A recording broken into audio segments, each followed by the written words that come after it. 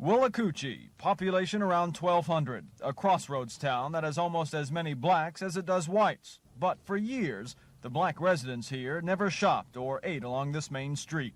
The blacks, they were kept pretty well in their place, and I mean, they had their parts of town, and you didn't see them mixing and mingling. And they had one or two stores that they traded at, and that was it. Marshall Pox Townhouse Restaurant now serves blacks. Both he and his customers are embarrassed that FBI agents were forced to come here. They're in Willacoochee to find out who burned a cross in front of Helen McGovern's home.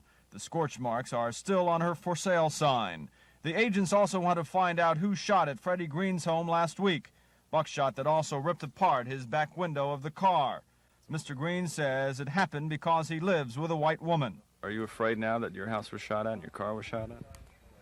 At first I would, but I don't have any fear anymore. What do you feel now? Anger mostly. That's about all I feel. And what gives federal agents jurisdiction in the small Georgia community is the illegal use of the mail.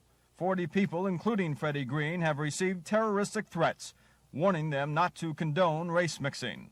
On each letter is a picture of a hooded man atop a horse. This rash of violence in Willacoochee, some believe to be the work of the Ku Klux Klan, presumably still very active and very strong in South Georgia.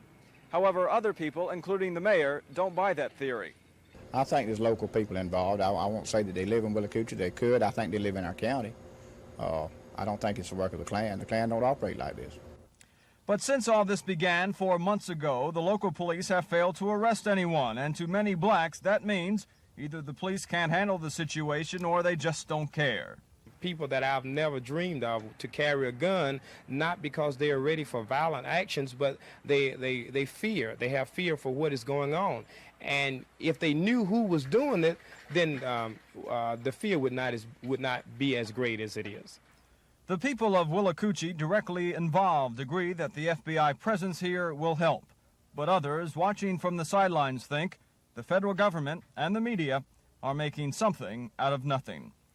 In Willacoochee, Georgia, Ernie Bjorkman, Action News.